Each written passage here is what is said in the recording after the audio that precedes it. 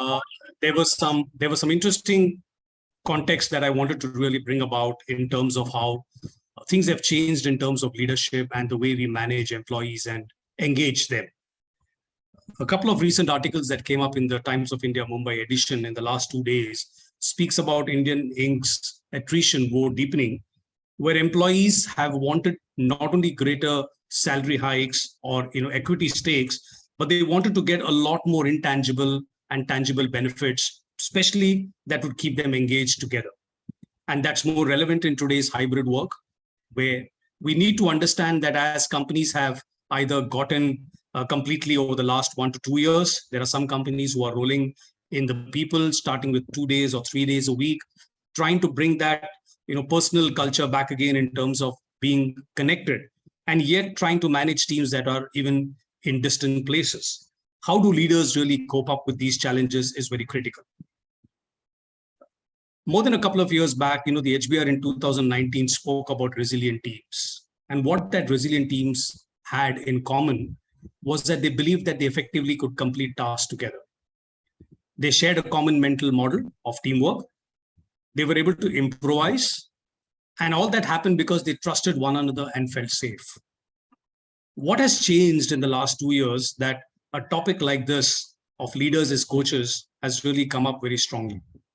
And to actually take us through this next 1 hour, we have some extremely talented, fine professionals joining us on board from very, very different backgrounds and also different cities in the world. Let me introduce the first one, who's Supriya Sen. She currently serves on a few boards. Supriya has more than 30 years of experience in banking, private equity, capital markets, multilateral funding and investment. Has a significant involvement in sustainability initiatives globally as well as in India. She has an honors degree in engineering from Bangalore, is an MBA from IIM Calcutta. She has also completed various executive development programs related to strategic innovation, public policy, and governance at the Kennedy School of Government, the Singapore Institute of Directors, and the Harvard Business School.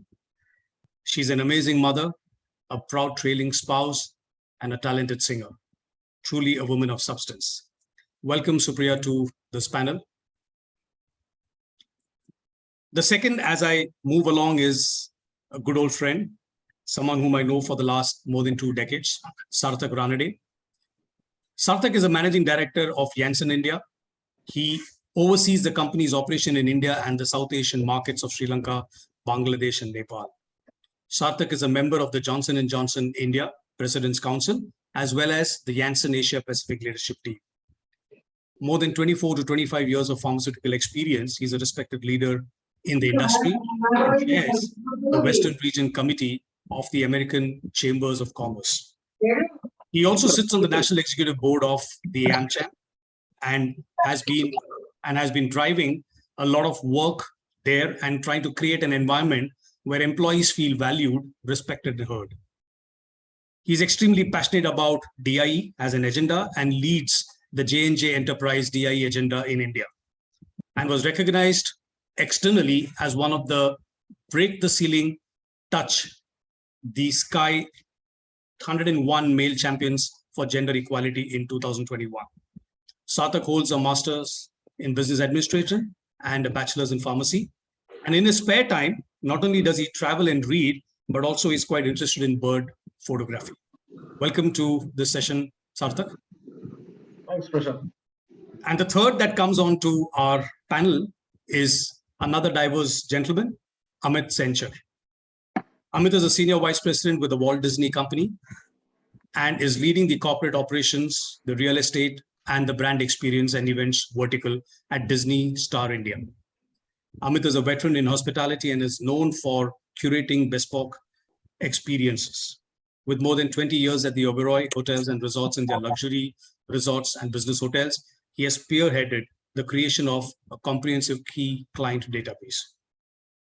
Known as a soft-spoken, innovative leader, Amit is focused towards driving change with a history of transforming sales with his decisive actions and revolutionary operational strategies. He's proven himself as an efficient leader, capable of building and inspiring high-performing teams. And it'll be quite interesting to hear his comments on what leaders have done as coaches. And this is extremely unique in terms of the design and service. Generally, a hands-on and a very versatile approach to work is what is Amit's mantra. Amit has been a winner of many awards, especially in the hotels he's managed. He is an OCLD alumni and enjoys traveling. Welcome on board, Amit, towards the panel. Thank you, Prashant. Good evening, everybody. And I'm coming to the moderator for the event, a dear friend and a fellow, coach and the founder of the Bento coach, Anjani Gandhi. We've known each other virtually for the last 2.5 years, and extremely passionate about coaching, and the way we work about has been one of our front runners and spearheading the Bento coach initiatives. He's the founder of the Bento coach, basically a hotel school graduate with a passion for human resources. Her most recent role was the group HR director for the Unique Group based out of UAE. Prior to that, Anjani has worked with the Royal and Sun Alliance, the Shalhoub Group, and the Al Futtaim Group. As a coach, Anjani has worked with multiple SMEs and helped them grow immensely. Besides being a successful coach, Anjani is also a Lumina Spark certified coach and has over 15,000 coaching hours of experience handling the senior and the middle level executives. And no better person than Anjani to moderate the session for us today. Welcome, Anjani, and handing over the session to you to take it forward. Thank you, Prashant. I am actually in awe of this illustrious panel, I have to say. So welcome, and welcome all the viewers and audiences who are here today. A typical question of who is a good leader? A lot has been written and researched for decades, with a number of books, TED Talks, white papers, and whatnot. The one thing I think has remained constant is that leadership is about people. Think about your favorite sports team coach. What is their job? Really to motivate the people they coach. In business, what comes as a hurdle is that we strive to achieve, but we forget that we cannot achieve if we don't have the team with us. Leaders as coaches is one such discussion we want to deep dive into and understand what does it mean to lead with people versus lead the people. And on that note, I want to start with my first question to the panel. And the question is, where have you seen coaching emerge as a front runner in your organizations that have been adopted by leaders? Yeah. Supriya. Hi, Anjani. Thank you for having me on this panel. As my background is in observing organizations as a consultant and also by being on corporate boards, the desire as well as the need for having empathetic but competent leaders is never stronger than we have seen now. So I like this quote very much, and I would like to present it here. The first responsibility of a leader is to define reality. The last is to say thank you. And in between, the leader is a servant. I really like this because that's just essentially servant leadership. It's not really it's not a privilege, but it's it's not a benefit, but it is a privilege. So you asked me where I have seen the emerging of coaching. What has happened is after COVID, there has been, we're still in this COVID world, there's been a very, very deep stress on organization. And some parts have got, shortage of talent. The same talent is being poached by everybody. Some parts there is talent, but they are weary and sensitive. And the people need to be managed and shown where we want to go with that shared vision. And it's got to be renewed. The vision has to be renewed. Now, as an example of where a coach was required or is required is when sometimes we've got to give leadership positions to people who aren't fully ready, but they are all we have, or there is no one person has all the answers. So we've got to manage it in a sort of team where some of the expertise we rely on certain members of the team. Now, the team doesn't have all that. So while we are looking for people to fill in the gaps, the coach has helped to bring in that much needed gray hair expertise, where without feeling, giving a feeling of threat to the executive. They are not threatened, but at the same time, they've seen it all, and they've seen it in such a way that they can, bring in the sort of integrative thinking from one discipline to the other, and in a manner that it is almost like storytelling, where you've got to convince the person to do his best or her best, and in such a way that she brings her best ideas, or he brings his best ideas to the problem at hand, and not just internecine fights and politics and all that. It's never been greater than now, the need for this. So in our experience, I have found coaching can be at every level. Physically, I have to become healthier, so I am going to hire a better coach for my needs. But coaching in the context of business and in leadership is also extremely important. So I just thought I'd stop there. I love that. I love, and there's a nice message here saying the humble hero paradox. Brilliant. Thank you, Supriya. Sarthak, what is your take on the question? How has coaching emerged as a front runner in organizations? Yeah. Thanks, Anjali. And at the outset, I want to thank you and Prashant for having me here. It's wonderful to share the panel along with Amit and Supriya. And Supriya made some very important comments, which and I'm just going to build on what she said. So, Anjali, the way I look at it is, I would respond to your question in three parts. One is what has been the context of leadership in the last few years, how it's changing, and maybe I'll just close by saying how we as an organization have embraced coaching and have seen the results of coaching over the last 2 to 3 years, which obviously was not a very easy time to navigate the organization. So first is, I've been in the pharmaceutical industry and largely healthcare industry for over 24 years, and me and Prashant have been good friends, and we have seen how the industry has evolved over a period of time. And I can tell you, for the majority of my career, if someone said, what defines a successful career? It used to be very simple. It's like, you need to be good at something. Say, for example, someone is good in sales, or someone is good in marketing, or someone is good in technical. And that's how you grow in that role. In your competencies, you rise the ladder, and over a period of time, you are given people management responsibilities. And then what's expected out of you is basically you command and control. The way you have, run the organizations, you expect people to do that. But that has completely changed in the last few years, and especially in the last 3 to 4 years, the way COVID changed a lot of things around us, including leadership and the way you run organizations. I think this whole rapid disruptive change has just made that old style of leadership, almost not desirable, right? And today, all of us have realized that leaders need to be coaches. And one of the principal reason why this change has happened is because if you look at the world which we are living in, it has become so volatile and uncertain that we don't know the answers for every question, right? And we need not be. So I guess we need to be all comfortable as leaders that I don't know many of the things, and I should be okay with it, because I trust that someone in my team would possibly know that. So I guess the whole model is, more about, rather than directing it, it's more about support and guiding. And coaching, is obviously all about unlocking potential.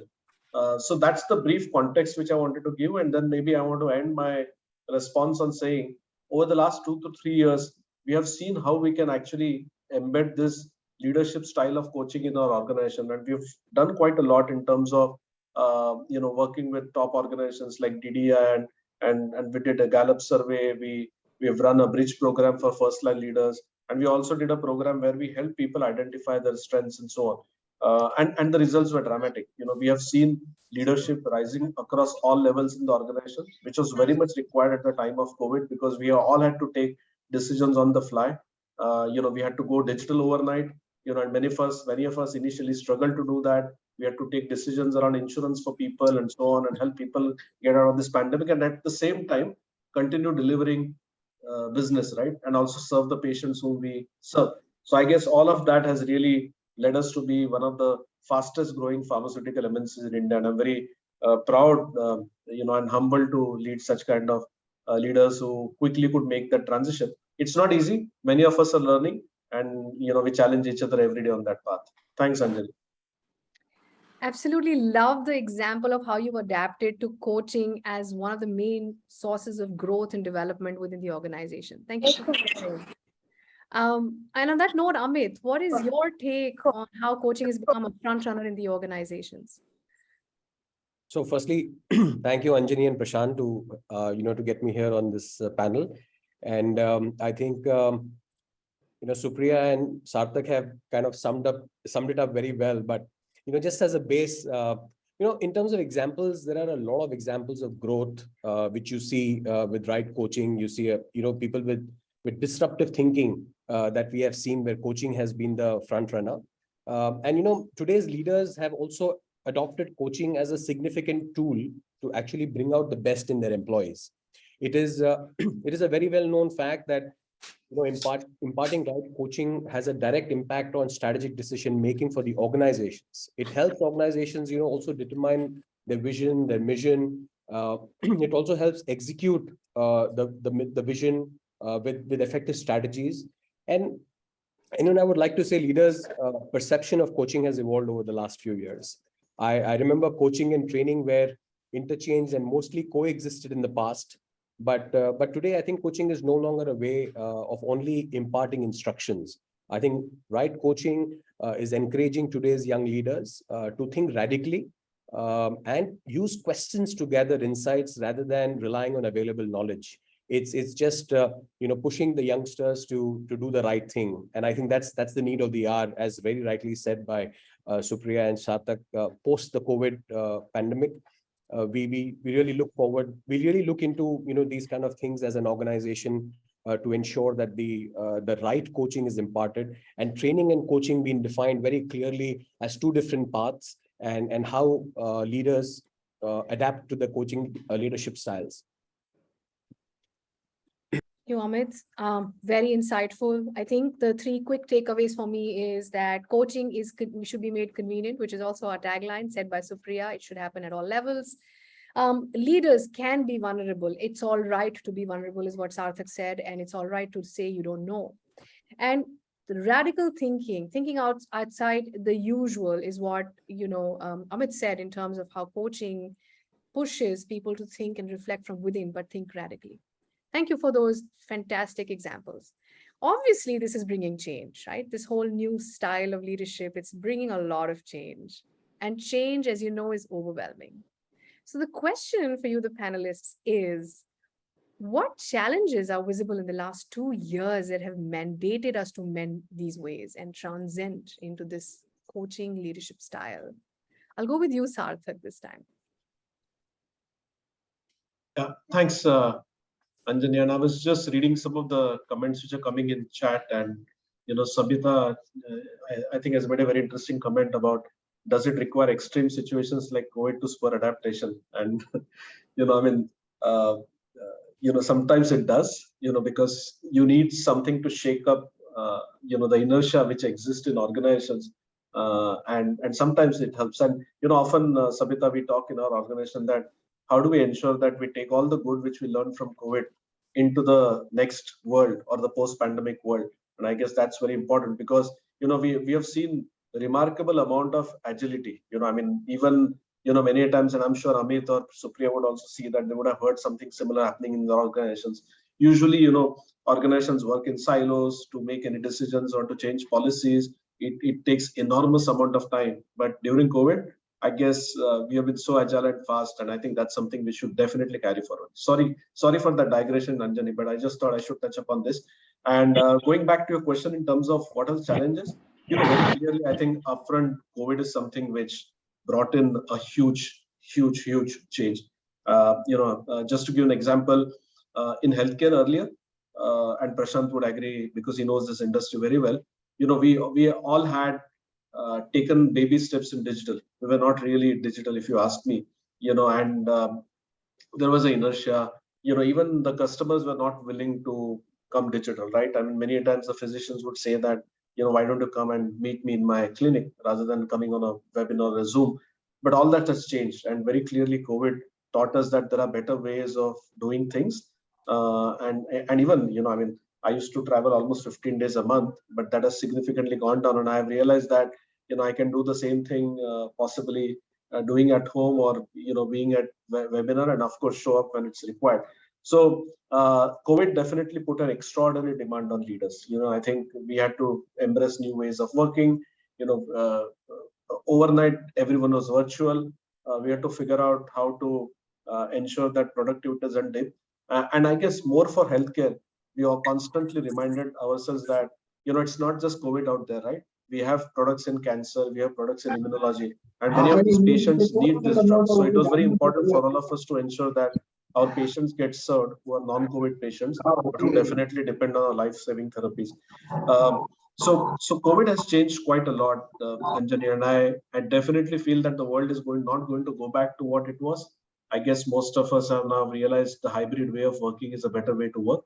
And obviously the hybrid environment, it's easy to say, but it throws up its challenges, right? I mean, what does it take on innovation? What does it take on collaboration? I mean, we have not still really measured that which world is the best world. Is it the one which we used to operate, or the one which you are operating, which is more like a hybrid? And some people, of course, have gone to the other extreme, which is completely virtual, which I'm not sure whether it's the right way to do.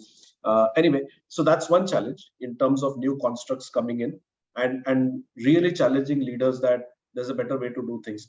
The second thing, which I guess, Supriya briefly alluded to, is about this, lack of talent, or this great attrition, which we all are seeing, I mean, I guess if a company doesn't have a clear sense of purpose, I guess it's going to get more harder for companies to hold on to their employees. So this whole job satisfaction, job attrition. So we are living through all these challenges, right? Which are very true. And at the end of the day, it's good people who make business for you, right? So if you're not able to hold on to attract, it's going to be a big challenge. So in short, these are some of the challenges which I very clearly see. And last but not the least, I think, which is very important, Anjani, is that we are at an interesting point in history where we have multi-generation workforce. Like if I look in my own office, I've got baby boomers, Generation X, Generation Z, and some of the guys are extremely talented. The young ones who come in, they're very digitally savvy, and their expectations and aspirations are very different. So I guess it's constant learning for all of us in terms of how do you ensure that all these multi-generation people work together in harmony and understand each other, so that we become a high-performing people. Fantastic. Thank you for that. Thank you for that last line. The fact that different generations need to blend in and work in harmony. I think that's probably one of the really greatest points that, in coaching. And I'm going to divert this question, the same question to to Supriya this time, saying, what challenges are visible in the last 2 years, Supriya, that have mandated us to mend this way? Yeah, thank you. In fact, I totally resonate with some of the comments as well that have come in the chat, and as my previous speaker, Sarthak, was mentioning, that a crisis really forces you to think about quick transformation. But the difference between the top quartile companies that create value for the long term versus the also ran companies is becoming very evident when they do what? When they think in terms of resilience. How do you manage the future crisis? How do you think in terms of growth? Not only cost cut, which obviously when you're sitting in the crisis, you have to worry about cost cut, you have to worry about efficiency improvement, you have to improve your asset management of your assets so that it produces more bang for the buck, so to speak. However, when you think about a resilient organization, you're building a culture within the company which enables not diversity for its own sake, but the enabling of people with diverse experience and insights to speak up, to empower them to speak up in the service of the company, the service of the mission of the company, of course, and in wanting to execute the strategy which has been designed. But in that part, I really feel that in the recent days, we've had a lot of, especially I'm speaking from the board level because I'm on a few boards, and what I think I'm on the NomGov committees, nomination and governance committees of a few boards. And the thing that occupies us most is that for the company to last, and to weather future crises. Of course, you have to reduce debt and you have to make it in many technical ways, get better products and all that, but it has to be talent rich. And when does it become talent rich? It's when everyone in the company feels at home in the company, feels that this is part of their mission. And most of the boards that I'm on and the companies I'm on are totally preoccupied with the effect of climate change on our future business. We are doing that because I'm also the chair of the sustainability committee and the safety and these sort of things in these different boards. And I really feel that it's more important than ever to see that management has the long-term plan to put in place the right talent for the future. Like you said, Sarthak, on different age, that also different, it's a multi-generational workforce, and where at the first time in history, you're seeing the 70-year-old as well as a 18-year-old in the same organization, and and as you said, sometimes leading. There is no saying that the oldest person is a leader at all. So in the best and most robust organizations, there is a conversation, and it is held between teams, and those teams really know what they are at, and they are working together for the same thing. So, and then also the elephant in the room, the succession plan. I like to see that it's very difficult to do, but we do need to have a robust sort of succession planning. And in all these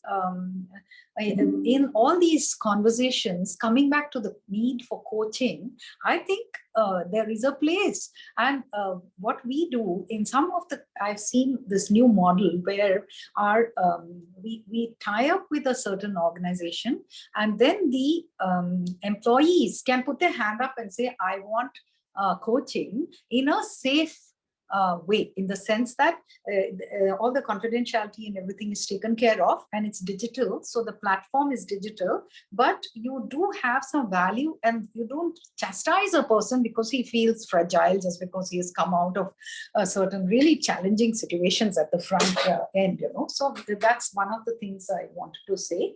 And yeah, essentially that is something new that I am seeing. The fact that technology has now led to not only hybrid teams, but even within the same country, people are traveling and making up for some.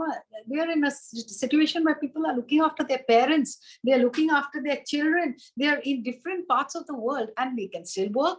That's the greatest thing about the fact that after COVID, you're finding people in diverse teams from different geographies who are still able to work with you. And then that means a different management style, because how do you get everybody to focus and not look at their mobile while this conversation is going on? How do you get them engaged in this? So yeah, I'll stop here. Thank you. Thank you, Supriya. And I think absolutely valid points brought to forefront. Clearly, what you were saying is also trending with the current trend, which is, quiet quitting, great resignations, hybrid working, engagement, and so on. But the question still remains for you, Amit, which is, what challenges are visible in the last 2 years that have mandated us to mend these ways? So I think firstly, Anjani, at least 70% people on this, this chat today have never seen a pandemic before, right? So we have all learned, we have all grown, and we have all tried to come out of it with the best of our capabilities and knowledge. But surely, I think organizations need to bring in coaching as the way of life going forward. I think the last 2 years have been so uncertain. It actually has shaken up our belief systems, It's questioned people's values, made people think what they actually want in life, They've got so many avenues that are opening up with, very rightly said, work from home, and, working and whilst taking care of families, etc.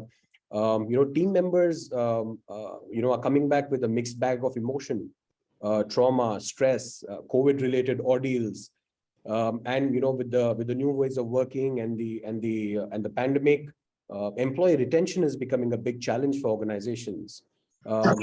Organizational and individual insecurities. Some organizations are suddenly wrapping up, some individuals are getting some good opportunities, is another big concern.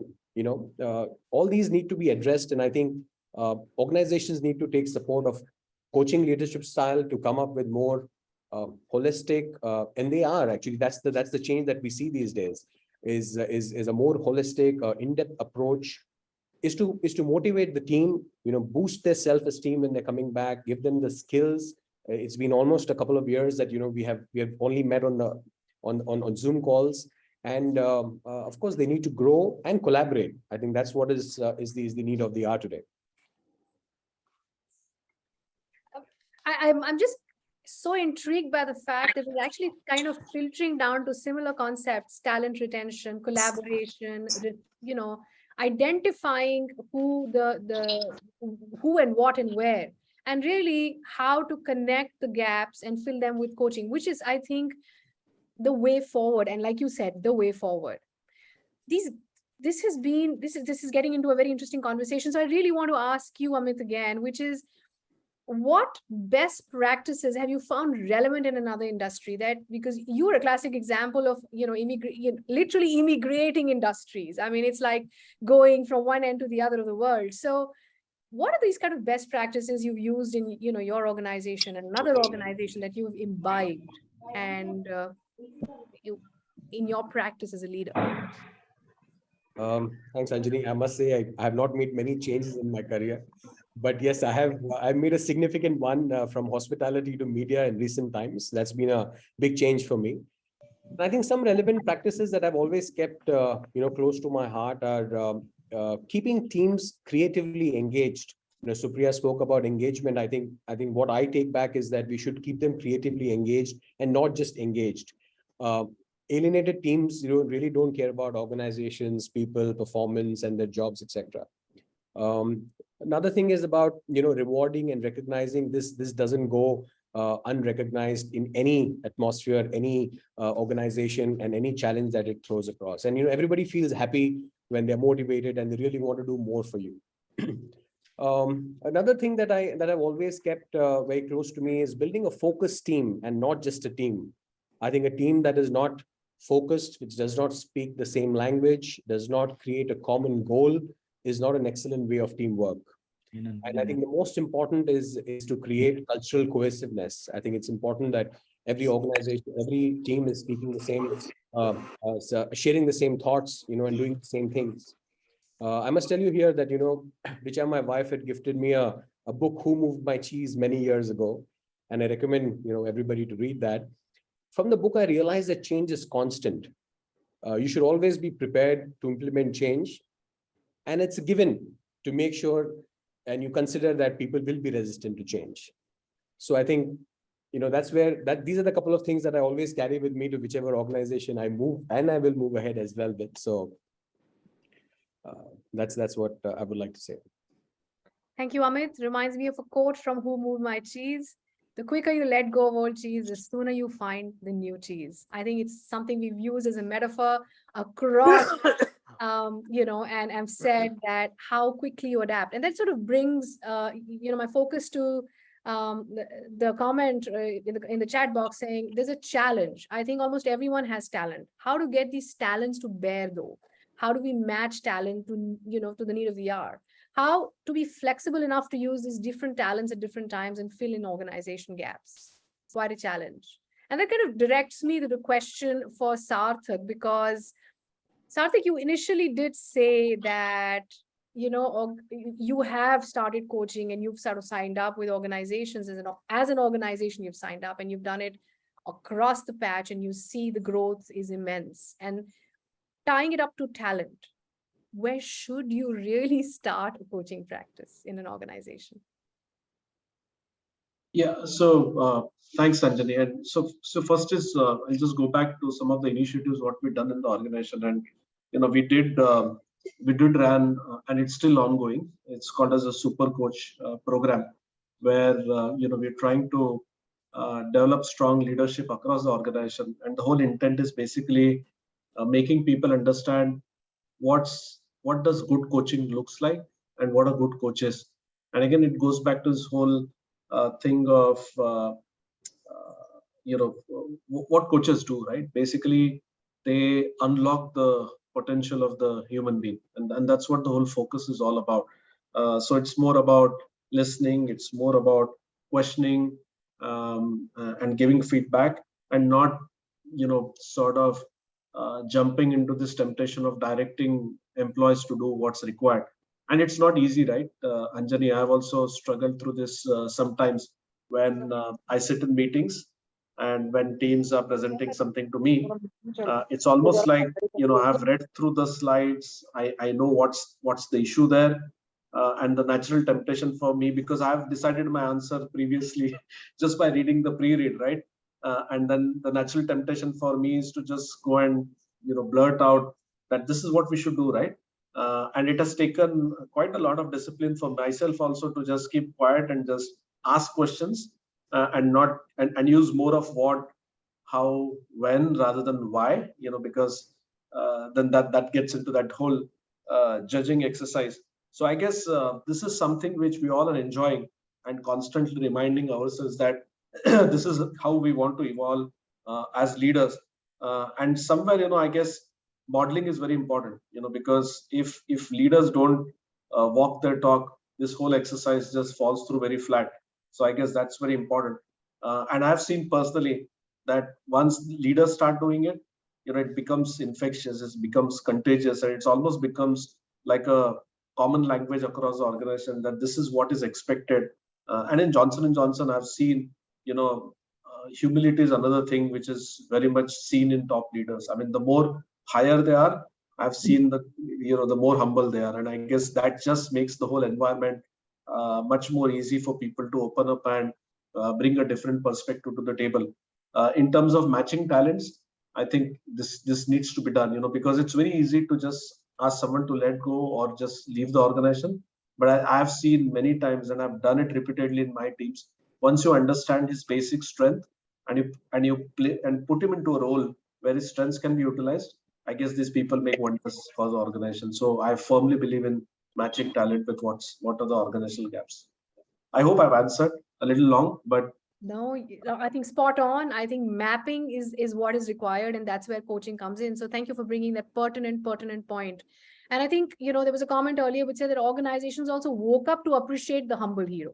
They realized that there is this humble hero in the organization and always been there in the organization. And how this humble hero now can spread the humbleness, as you brought to the point, as higher you go, the humbler you need to be. So great points, Arthur. Thank you for that. And on that note, I have a quick question for the audience, actually, before we move on with our next set of questions. And this one is for you to write back in the chat box. And the question for the audience here is, what qualities a leader must possess to be a coach? Sarthik has answered a lot of questions, so has Amit, and so is Supriya, but I would like to hear from you. What qualities should a leader possess to be a good coach? I can see someone writing empathy. There is an interesting question from Sabita, which we're going to pick up in a bit after this whole quick response. Understanding the strengths of a coachee. Okay. What qualities does a leader need to have? Good listener, patient, attentive, qualities, macro manager, enabler, empowerer. Okay.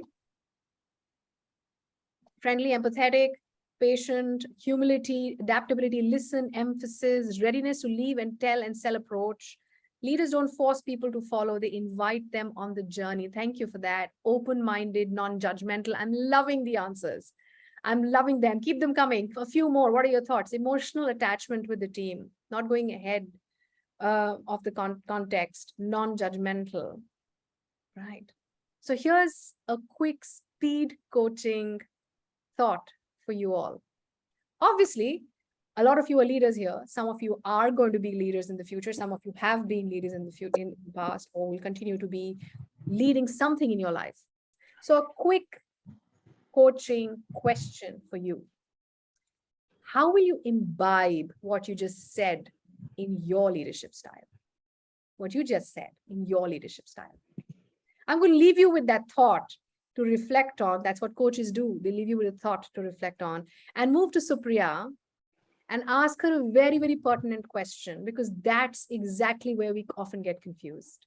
And the question is, how do you differentiate between coaching and mentoring? That's a very interesting question, because mentoring, I'm also a mentor in some areas, and that is not as focused on the goal, I feel, as when we engage a coach in context of business. It's a little more free for all kind of conversation which we have as a mentor. But I'll give an example from my own experience.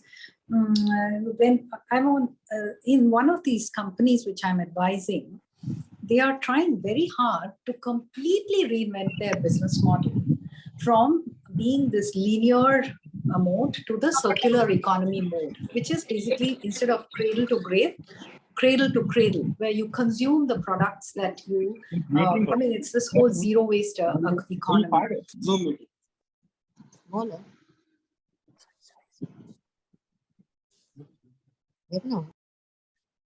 have to unmute, Supriya. Sorry, I don't know where you lost me. It suddenly got muted without my... Lots of people were unmute, so I think that's what happened. Sorry about that. Please continue. No, so I'm saying one example of business-oriented coaching.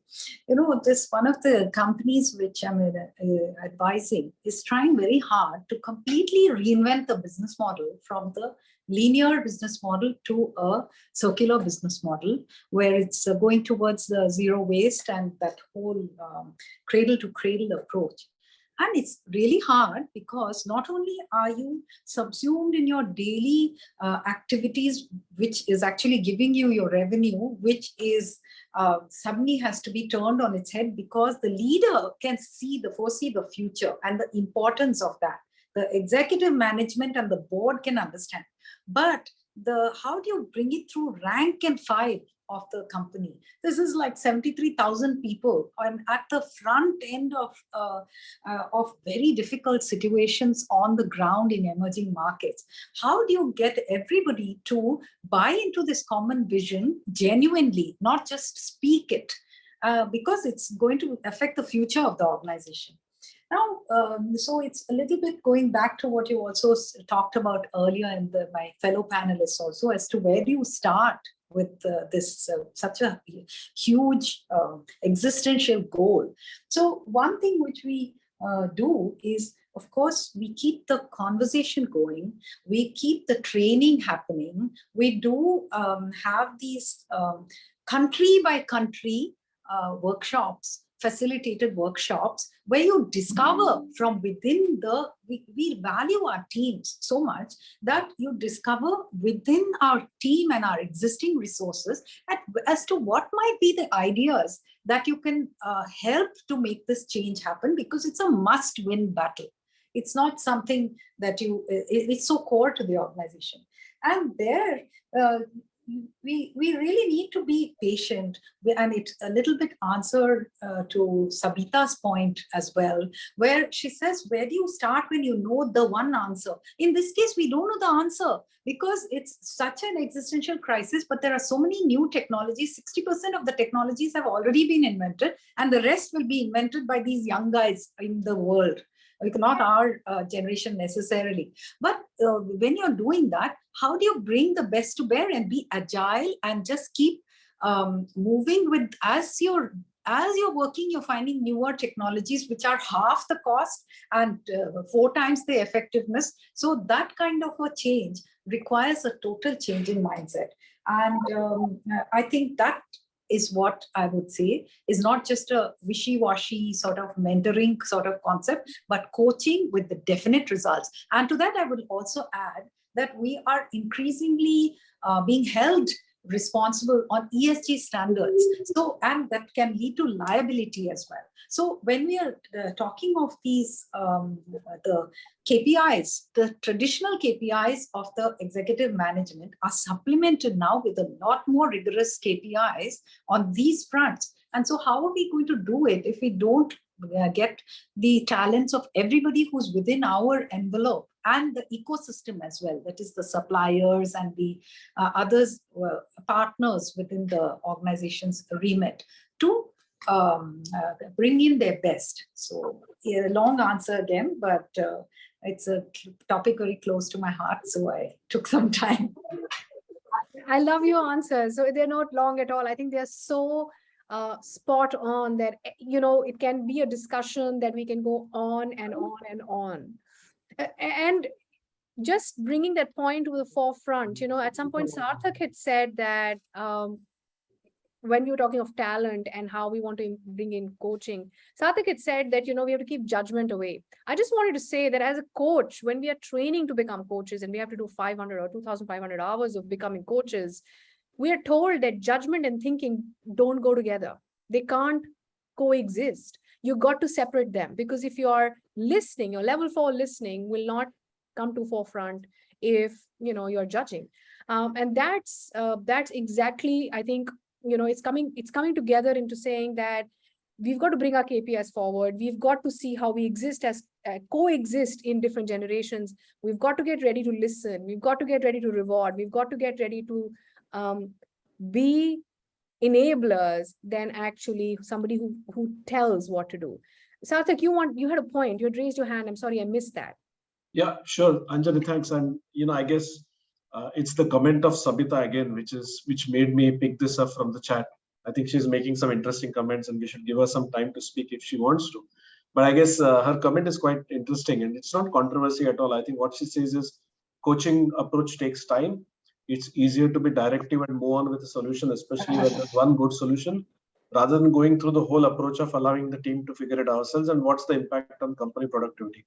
I guess it's so very important. And look, I completely sort of connect with that, because I've seen personally sort of leading this whole framework of moving from leadership to coaching. We have seen that sometimes it can be slow. It can take time. But from my experience, I can tell you one thing. One, if I look at the kind of issues which every company is dealing today, they're getting more and more complex and very uncertain. So we want to tap into the minds of every single individual who's there in the meeting, and then inclusion and creating that environment for everyone to speak becomes very important. And from my experience, I've seen there is never one just solution. There is always many more solutions. It's just that some wise guy who's very introvert doesn't open his mouth in the meeting. We just lose that opportunity to tap into his intelligence, right? So while yes, it could be slow, but I think given the challenges which we see in running our businesses today, I think it's important to get voices of everyone, and of course make quick decisions. We can't be just lingering on and on. So I just want to pick that up, Anjani, and thanks for giving me that time. Thank you. Thank you, Sarthak, and a very valid point. Somebody who's an introvert, does not like to speak in meetings, can actually find tools to enable themselves to actually speak up. And we might lose out on some very important insight, because observers have insights that nobody else has sometimes, because they find so much is going on. And there are a lot of questions that are popping up, but quickly, I want to, maybe direct a question or two to you before we close. We've got about 9 minutes. So I just wanted to indicate some questions here and gather to what Supriya said in terms of mentoring and coaching, and say that a comment has come to me directly for some reason, which says, mentoring is when you advise. Coaching is when your team is able to find answers with innovation and creativity and is excited to do so because you nudge them consistently. And I love that. And I think, Supriya, when you said that, someone got really excited and mentioned this message to me, and it just kind of ties in the whole thing so beautifully. There's a question I want to pick up from the chat box here. There are a couple of them. And, just maybe if you want to just go ahead and answer that question for the audience. How many % of people in an org can be considered for coaching? Any company perspectives? Sarthak, do you want to take that? And then I can move to Supriya after that. I guess the way we picked it up was first to ensure, of course, all the people managers, get recruited into this program over a phased manner. So I would say, in terms of percentage, maybe 15 or 20% to start off with, and this would be the people managers. Right. So 15 to 20%, and which, where in the organization are you fitting this in? So I guess it's more with the leadership levels, right? So starting at the top and then cascading down to the last people manager. I mean, that's how we would look at it at this point in time. Right. Okay. Thank you, Sarthak. That's, I think, very valuable for, people representing organizations here to know how to sort of slot out coaching to begin with. Amit, I have a question for you. It's come directly to me again. And the question is very interesting. Is coaching only for improvement? So this is a very tricky question. It is a yes and it is a no. And I think purpose of coaching is to unlock people's potential, to maximize their own performance. It's a way where you can ask, get a person to focus on what is right. It is a way on a collaborative and a cultivative kind of a creative zone. And I think it is, it's a mixed bag. So it could be a yes or it could be a no, but yes, it's the idea is to basically unlock the potential of the employee. Thank you. And that's a good point, to unlock the potential. And when we talk of coaching, Amit and everyone else here, we basically say that coaching is to empower yourself to go to the next level and unlocking the potential. So it can be for someone who has a blind spot and does not recognize the potential, or it can be for someone who wants to scale up, recognizes the potential, but doesn't know how to scale up. Yeah. Supriya, your hand is up. How can I? Yeah, I wanted to say that it's not possible always to get everyone to be coached. So the way we approach it is, we look at the value chain, and in our value chain, we see which is the areas that, are you able to hear? Yes. Okay. Which is the areas which is really at risk, which is the areas where we are at an advantage, and then we are actually reinventing our business model in such a way that we cover the risks while we try to make the most within our ecosystem of the places where we have strengths. And so where there is a risk, that's where we actually do employ the coach. When the very, very powerful role or a critical role to the company or to the execution of the business plan, and that has to be buttressed, that's when we expend budget on a coach. However, there is another thing I would like to say. In the aftermath of COVID, there has been the rise of several platforms which approach coaching in a more, because it's digital, it's almost cheaper to get bite-sized coaching. And you're a very good example of the way you're doing this digitally, Bento Coach. So I'm just saying that we are able to offer it to a larger group of high potential people who will come and be the future of the organization. And it's almost like a medical benefit. In the old days, we would have, when people would stay with the company because we have these medical benefits which you can't get anywhere else. So you just include it in that, and there is a menu. And in fact, it started out as sort of to support employees who were feeling very, very distressed as a result of the events of the last 2 years. We were offering it to everybody, so there's no stigma attached to take it up. But it is now going into performance coaching. So that I just wanted to say that. And can I say one thing? Yes. Because I really liked one of the questions here who are asking about. So I felt it came up. A leader is best when people barely know he exists. When his work is done, his aim fulfilled, they will say, we did it ourselves. This is Lao Tzu, and I'm sure you've all heard of it, but it's just such a relevant thing. So then you decide, and so the leader is quite not so visible, but the organization is successful. Thank you, Supriya. That's such a nice quote to bring forward. Sarthak, you would raise your hand. Yeah, I just wanted to build on what Supriya said and just clarify. Usually when we talk of coach or coaches, the perception is that he's someone external like Anjani or Prashant or you guys, and I guess we do need people like you, because many times we want outside perspectives and some kind of workshops, working with our top executives, making them understand their blind spots and all.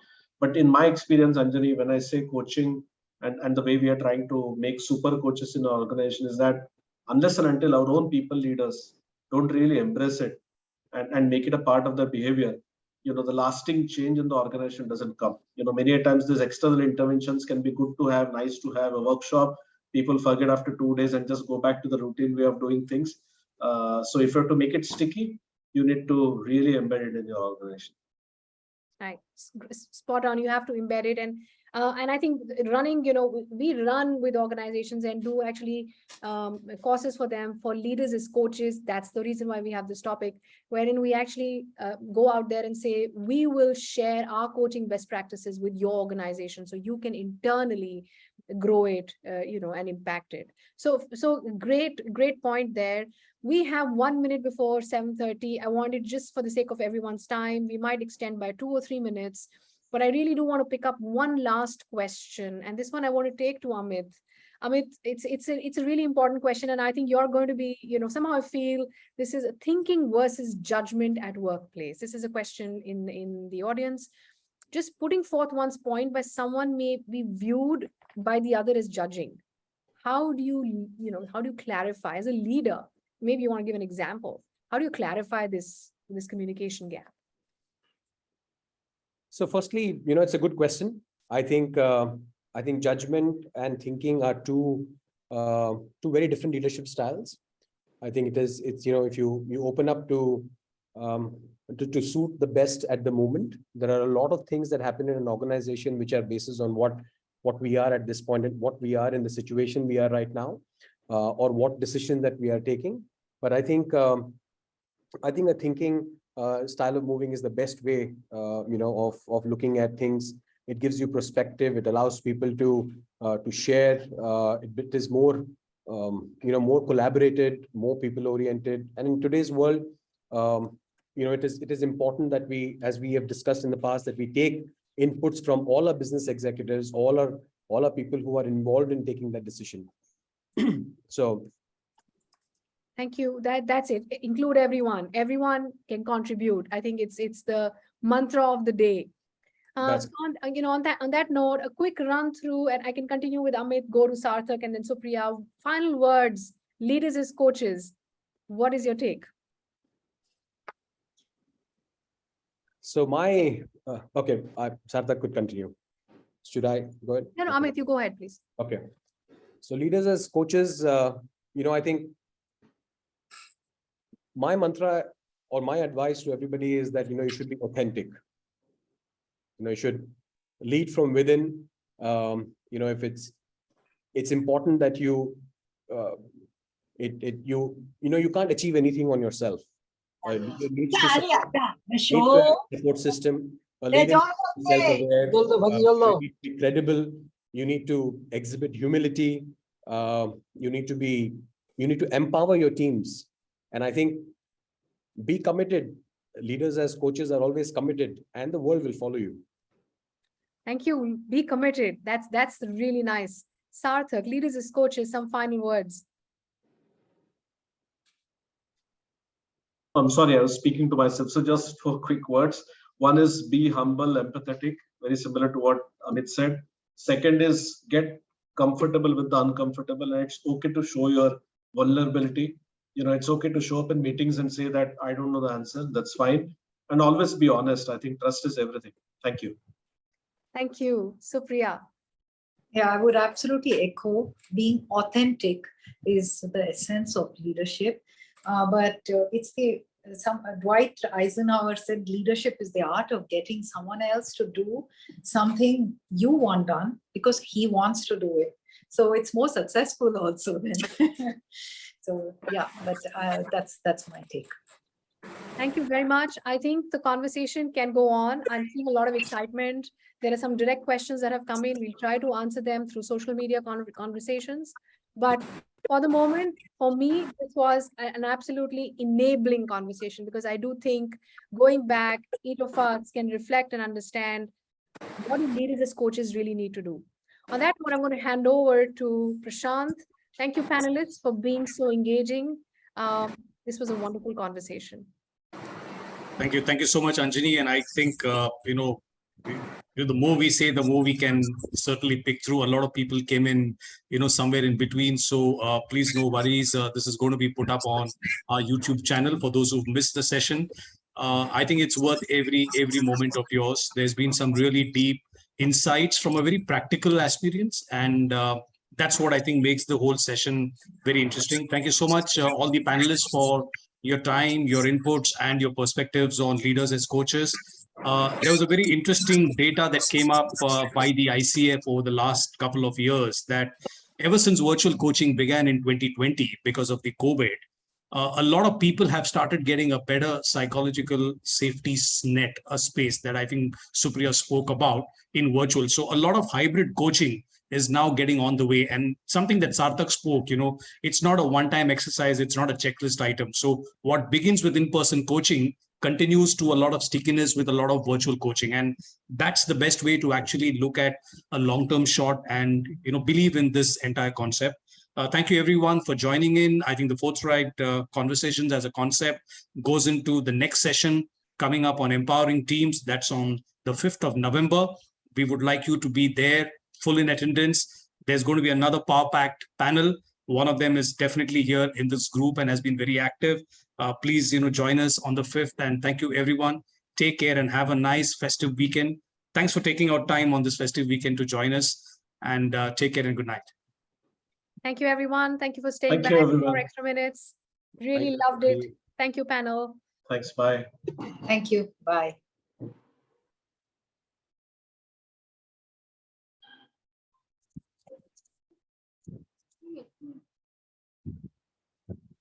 இப்படி வழியில் வருது